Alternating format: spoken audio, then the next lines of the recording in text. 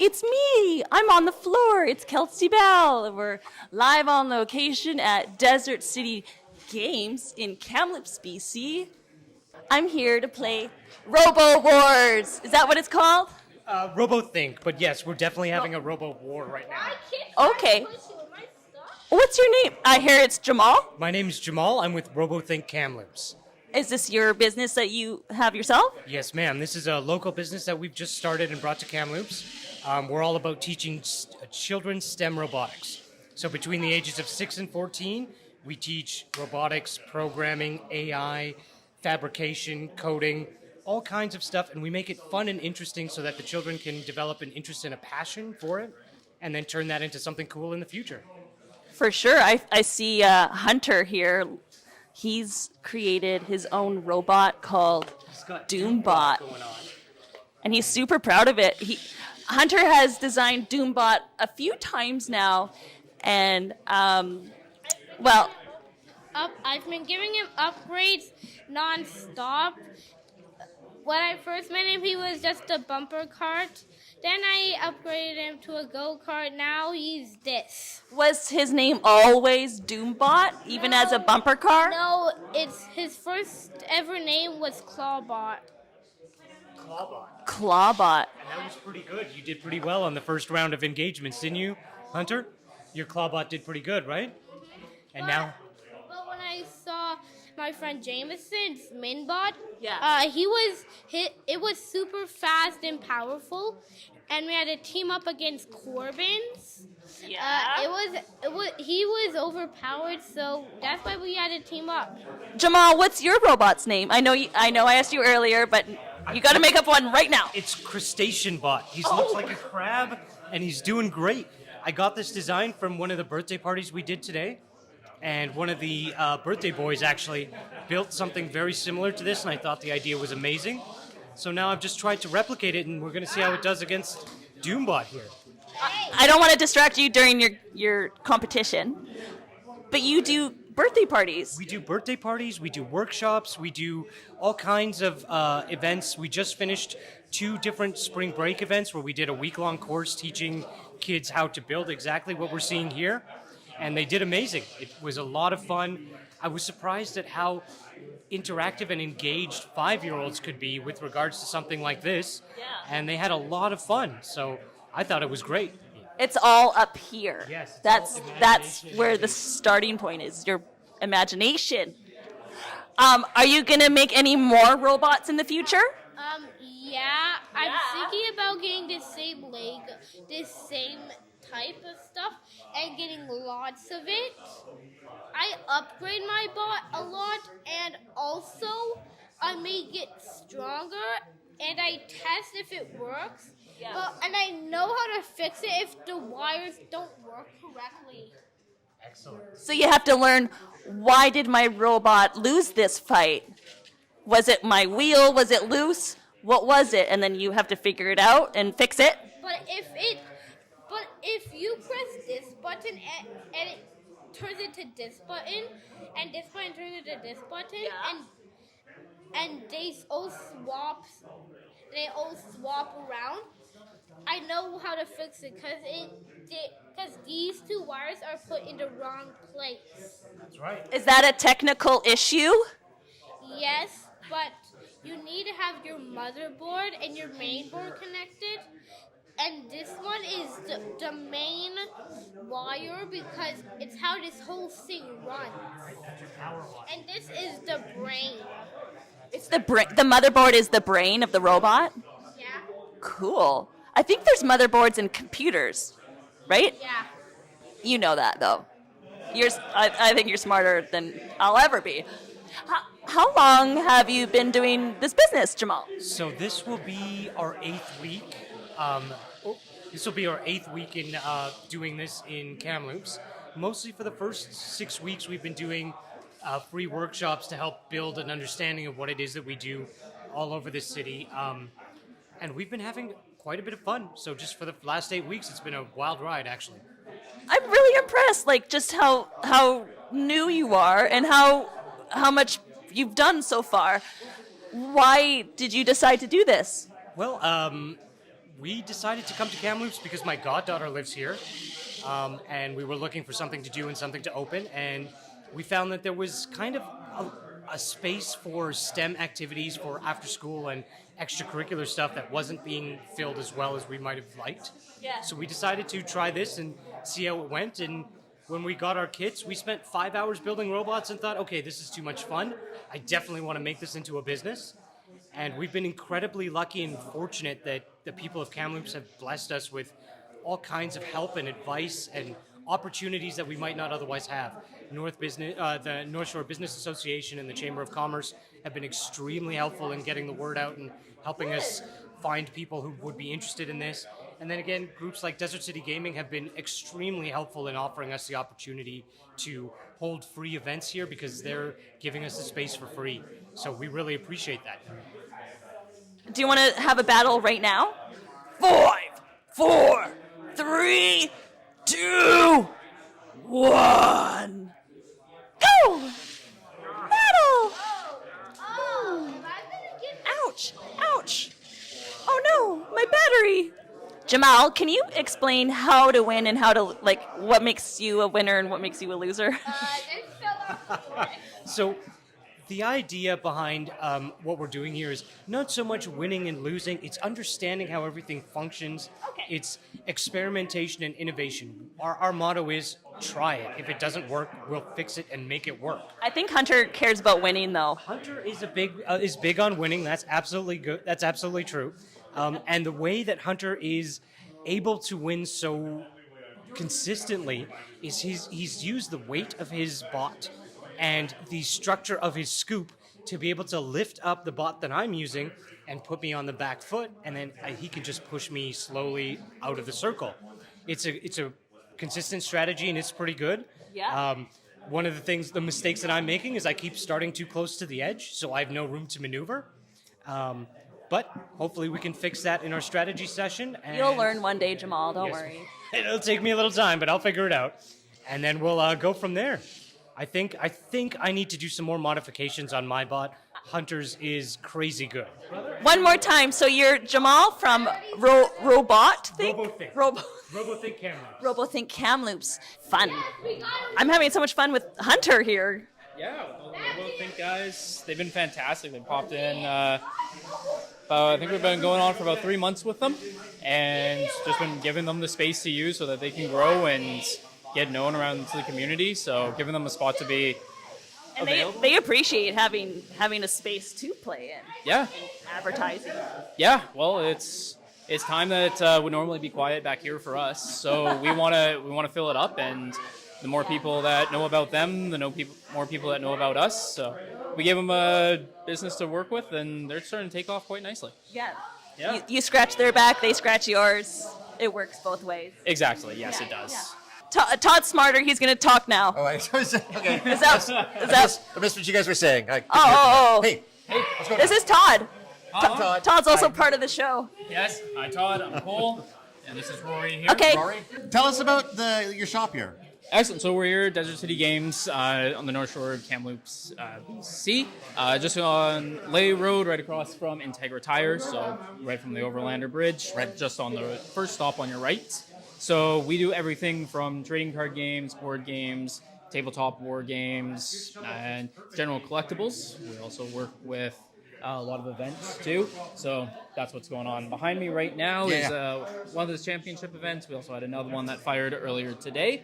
And each player in there, they're going to compete for limited promos, special cards. Sometimes they're competing for regional events. So people will be competing from guys all across BC, and then they get a chance to travel to a national event. Oh, really? Yes. Wow. Yeah. So that'll happen across multiple trading card games. Yeah. Yeah. So the main ones that we focus on right now: Magic the Gathering, Flesh and Blood, Pokemon, Yu-Gi-Oh, Digimon, One Piece. In total, there's about 27 iterations of games that we support. For Okay. trading cards, tabletop, we have about 6, 7 that we support right now. Something like that, yeah. And then board games, we just got our wall of board games. Yeah. Yeah. It seems like a fair amount of your space here is dedicated to like this sort of gaming area in the back. Yep. Was that a sort of a big part of what you wanted to accomplish with the business? Was to create a place for tournaments and live games taking place here, or? Yeah, of course. We started with the retail, and we wanted, when we were at our old business, we had events, and we kept finding we were running out of space. So we wanted to give a dedicated space for people to come in, play publicly, privately, with their friends, do whatever they want to do without having it so blended together. Right. Yeah.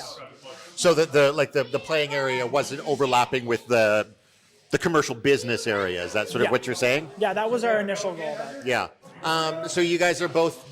Have you been both big sort of gamers for most of your lives, or? Yeah, pretty much. I mean, I remember playing in elementary school on the playground yard with Magic cards. Yeah. So that's cards. Not Pogs? Not Pogs. No. We didn't play with the Pogs. I think that was a bit before our time. Yeah, that would have been Oh, it. okay. I'm trying to see how old. No, okay. No. We're still under 30. There you go. That's how you tell the difference in generations. Yeah, exactly. If you're, no Yeah. pogs under 30. No. So I remember playing as a kid, and where I grew up, there wasn't anything like this. So, and similar thing with Rory here too. There wasn't anywhere to actually come and play with your friends. You either played in the library, you played at the kitchen at school, the cafeteria, you played at your friend's place. That was it. Yeah. So it wasn't A lot of garage. A lot of garage in my childhood. Right. Card games in the garage with all the guys.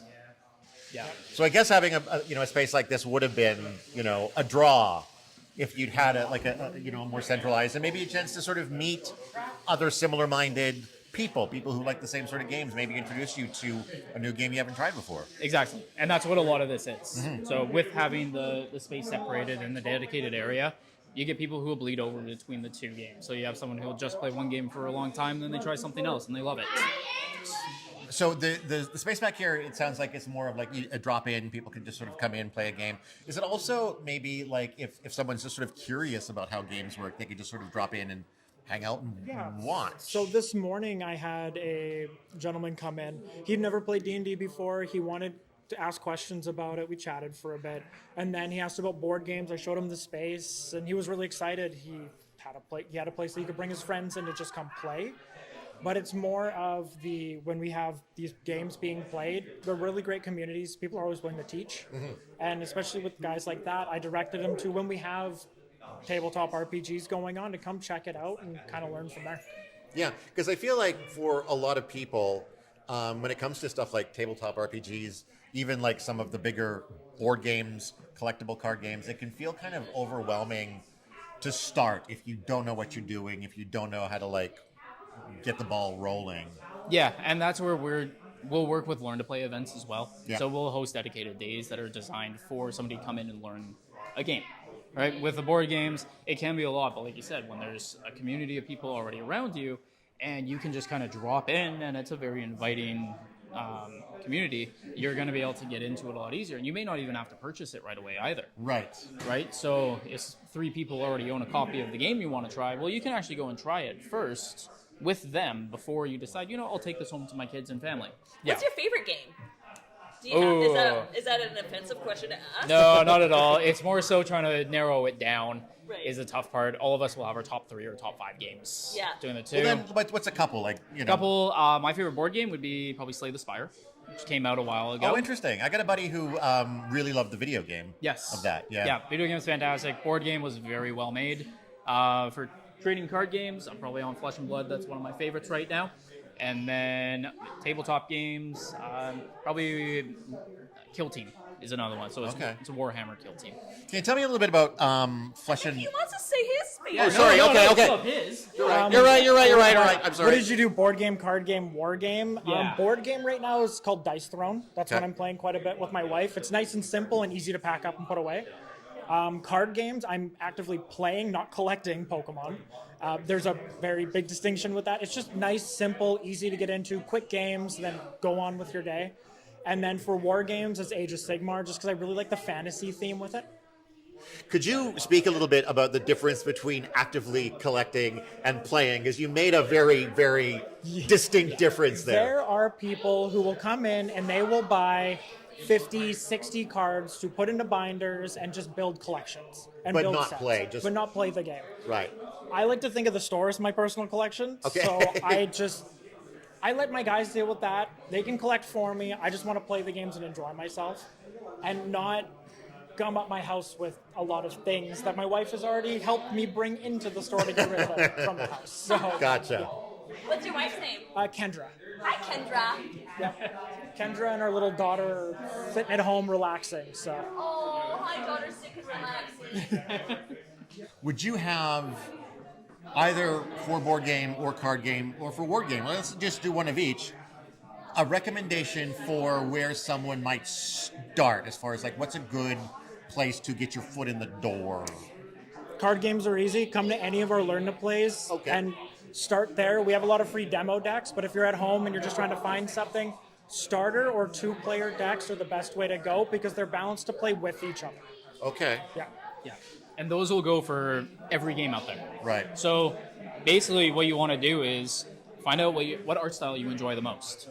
If you enjoy the art style of Pokemon, dive into Pokemon, pick up Learn to Play. If you like the art style of Magic, pick up the starter deck for Magic, find a friend, play the game.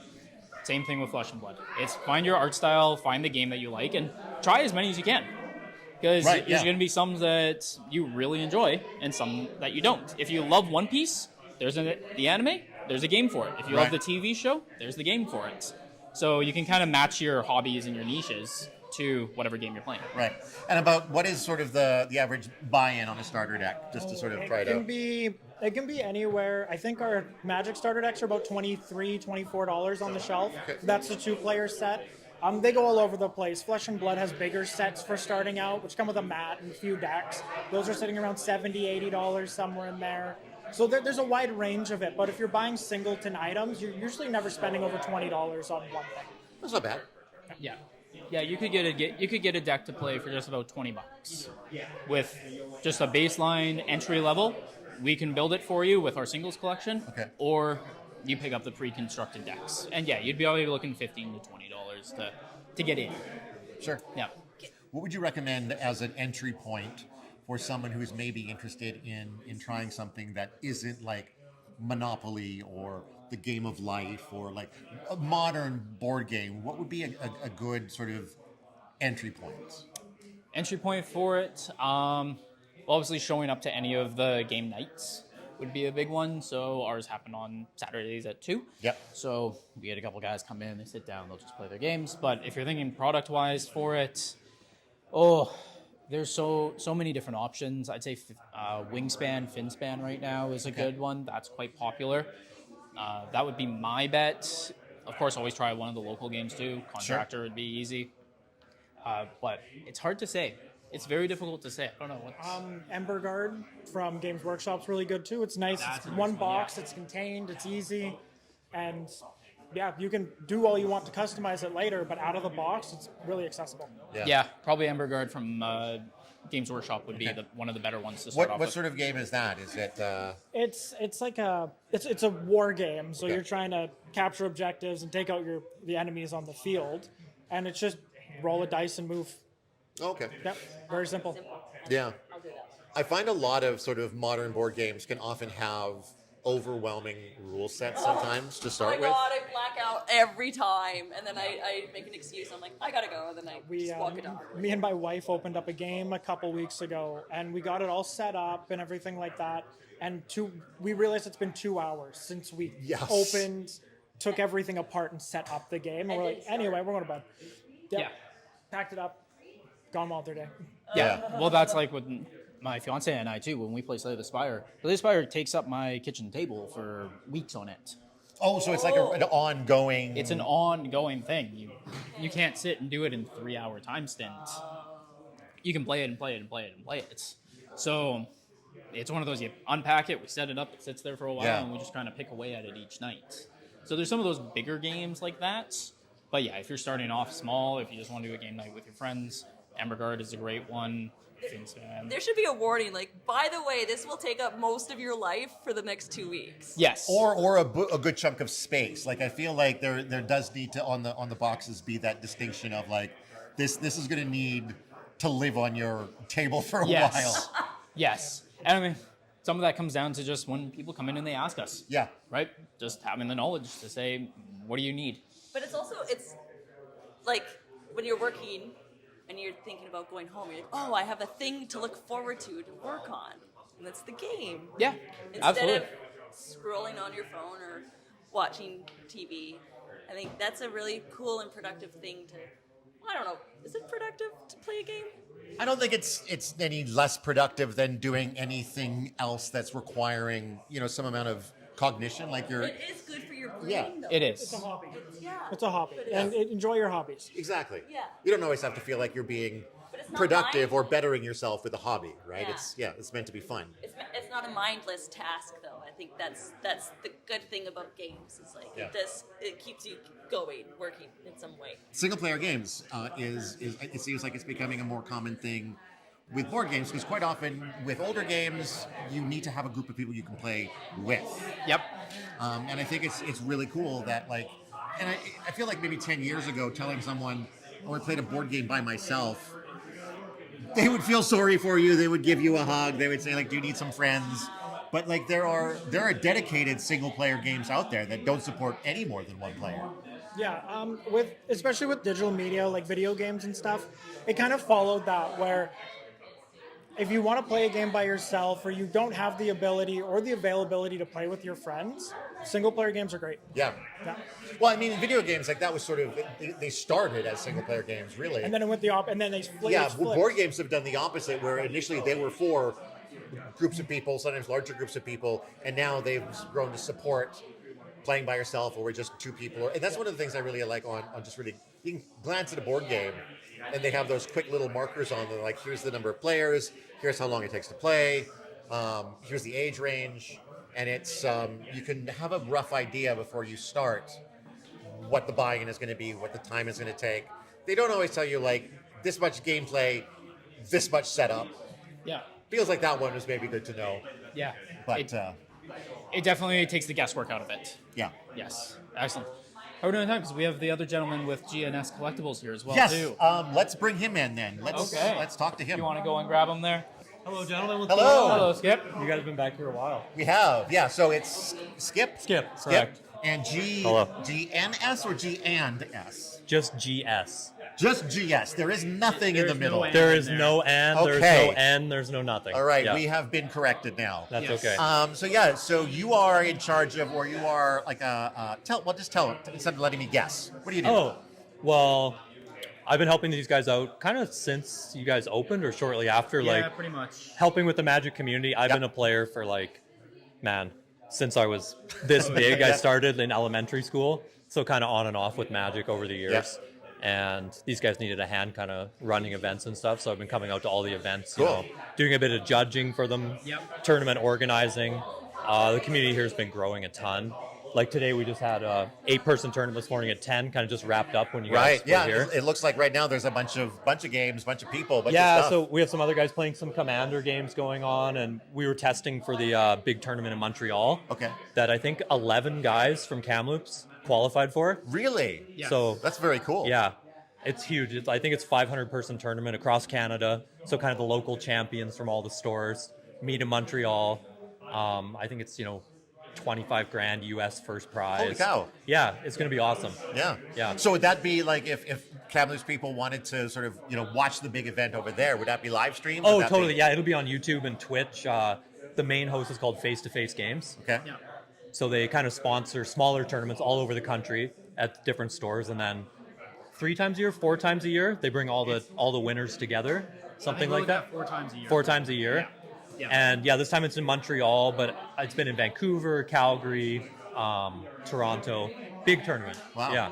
It's So awesome. what sort of how much of a money sink do you have to put into the game, would you say, to be competitive? So Or is it not about money? There's a bit of a money, like any hobby, there's Sure. a money aspect. But you can start playing for as little as $20 or $50, and then you can just slowly over time upgrade your deck. Change a card in, out, buy a $5 card that's an upgrade, or sometimes it's a 50-cent card that's an upgrade, right? Right. I'd say right now the cards rotate, so every year new cards come out, so you can add new cards to your deck, take old cards out. Right now it's in a good spot. It's low barrier to entry. Cards are cheap right now. Yeah. Of course, there's always expensive, $20, $30, $40 cards, right?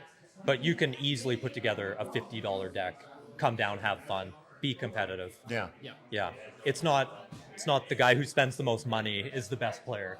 Right. By any means. Right. Not by any means. So, yeah. So do you have a particular favorite? I mean, you said you were playing Pokemon from a young age. I was playing Magic and Pokemon. Magic, okay. That's fine. I played Pokemon from a young age too. What about now? Do you still play both those, or? I've taken a lot of breaks over the years from cards. Kind of got back into it, I don't know, 2 or 3 years ago. Yeah. Just playing Magic these days. And most of the time I'm not playing anyways. You're here judging or helping them run the event. Today I played for the first time in, I don't know, a month or something like that. It's great just to play. Yeah. What is it that you enjoy about the game? Oh, I enjoy the community. Okay. That's the best part. So meeting people, meeting like-minded people. Totally. And there was 8 of us today and we're all just hanging out and chatting and having a good time. A few of us were out at the pub last night. It's all community of friends, right? Right. So this is just kind of a continuation of just hanging out, instead of going to somebody's house or meeting at the pub or going to the park or whatever. It's like playing a game. We're just playing a game. Yeah, exactly. Totally, right? Yeah. We're just hanging out. Yeah. Cool. And a lot of these guys are also going to that Montreal event too. Yeah. Oh, really? So they're getting their testing in, trying new cards, changing up their decks to see what's going to be best for Montreal. Yeah. And that's the community side. Yeah. Yeah. Right. Interesting. Totally. So and there's maybe to an extent on the community side, helping, assisting with here, I'm going to help you test your deck to see if it's as strong as it can be. Absolutely. I have one deck. It's just kind of a fun deck. Yeah. It's super cheap. It does well. It holds its own. It's just fine. I lent it to a guy last week who wanted to try it out. The more you play and the more different decks you experience, the better player you become. I would guess so. Right? Yeah. And so, I always kind of play with this style where I want to surprise my opponents with unique and different cards. Play a bit of the mind games a little bit, right? Right, yeah. So, I don't know if Cole mentioned, but with Magic, I think it's 30,000 unique cards over the years have been printed. Oh, my Lord. Every card's different. It does something a little bit different. Right. So, there's interactions between the cards that are totally unique, right? And that's the idea of the deck building side of it. Yeah, exactly. Yeah. Putting together the cards that work best together and sort of... Completely. Yeah, absolutely. And I would guess, as you're saying, too, in order to sort of best understand the workings of different decks is to play them. Yeah, you need to play everybody, and everyone has a little bit different deck, or sometimes people's decks are totally different. And, you're having to look at every card they play because you haven't seen any of those cards yet. But the little bit that I know about Magic the Gathering, for example, it feels like there's different... I remember learning a black deck, and then there's a green deck. Yep, and totally. They each have a different, or potentially have a different way of approaching the game. Absolutely. And so in order to best understand your opponent, you have to have sort of maybe played a little bit of that deck to kind of get a sense of the strategy he might be using. Totally. That's exactly how I feel too. Yeah. The more you play, kind of the more understanding of the game you have. So, more than money, experience plays a role. Right. But we have some guys in the community here who started playing a year ago, and they're at the top of the community. Wow. They put in the time, put in the effort. They love the game. Yeah. And some of those guys are going to Montreal. Nice. They've been only playing for a year. Nice. Yeah. That's got to be very cool for just sort of an average dude who likes playing games, have that opportunity. Totally. It's a lot of it's 2 of you there. Well, I know for myself with it too, and maybe going to yourself, but the fact that growing up, we were playing sports all the time. We were part of a team, and we were traveling to all these different events. So I remember growing up, and we're off to Vancouver, we're off to provincials, we're off to regionals and nationals, and that was the whole team that came together. And it's a very similar thing too now, where a lot of the guys who were not as active on the sports side of it, but just an average guy can come in, play the game, and then next thing you know, you're competing with 500 other people at a major tournament. And you're competing not for a small sum of money, but you're also going there as a team. Yeah. So there's that community side, and you can have a lot of fun with it too, kind of getting back to that root of we grew up playing these games, played in those major tournaments, you remember those feelings, and now you get to have them again. Yeah, so I mean, the money is a nice little potential thing at the end of the road, but going down the road, it's like often it's the journey, not the destination, right? It's the games, it's the friends, Yeah. it's the socialization, it's all of that. Well, and I know a bunch of the guys are using it as an excuse to take a trip to Montreal. Why not, right? That, the Magic tournament for the 2.5 days is just part of their trip. They're going for a week, right? Right, And yeah, see the exactly. sights and, You're going to right? Montreal anyway, Exactly. like get a few more Yeah. days out of it, totally. Yeah. I think we're pretty close to being able to wrap up here. Okay, Do you guys have any last words you want to? I'll let you handle any last words, Cole. Yeah. Sounds like you've been doing a great job. You know what, Skip? I always appreciate Thanks. your help there. No problem. I love helping you guys out. So. Thanks, man. Cheers. Working to build up and come back with a community and come back with the store itself. Yeah. So Venture Kamloops has been a huge help to everything. Anybody who is in a kind of more entrepreneurial spirit, who wants to try getting into a career or just building a side job, Venture Kamloops is going to be able to help them out. Community Futures was fantastic as well. So there's tons of resources everywhere for guys to start a business, and Rory and I are nothing special. Yeah. I mean, I shouldn't just say like, yeah, I know that. You guys are just No, we're just normal guys. right. Yeah. Right. But it's evidence that you can just like take an idea and take a passion and turn it into something. You can, absolutely. Yes. And just in any regard, like our passion and our hobby was the trading cards growing up and board games and kind of that. We call them the nerd environment, Yeah. right? Everybody that we were around, we were all nerds. Some of us played sports, some of us were the true nerds, some of us were cooks.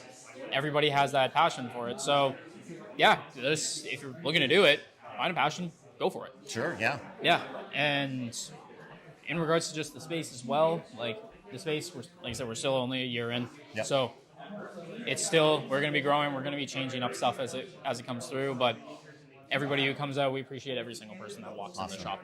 Awesome. Yeah. All right. Well, congratulations on your first and a bit anniversary. Yes. Looks like you guys are doing great.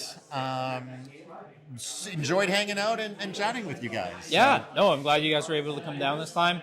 Our Facebook page is Desert City Games, and on Instagram it's Desert City Games Kamloops. Okay. We also have our website, which is desertcitygames.ca. There you go. Desert City Games all over the place. Yeah. So, yeah, we love you guys checking us out. Check out our online shop too. We're always updating it. Check out the Facebook page. We're always updating what we're doing, where we are, celebrations, photos of the events. So, yeah, it keeps us busy, and we love doing it. Awesome. That's a great way to finish. We were just wrapping up. Yeah. Okay. Yes. Do you want to say anything before we go? You came back just in time. Yeah. I love dogs. That's the way I would like to end. All right. Well, That's the quote of the day. that's the quote of the day. Kelsey loves dogs. We'll see you later, Kamloops. Absolutely, yes. Thank you, guys.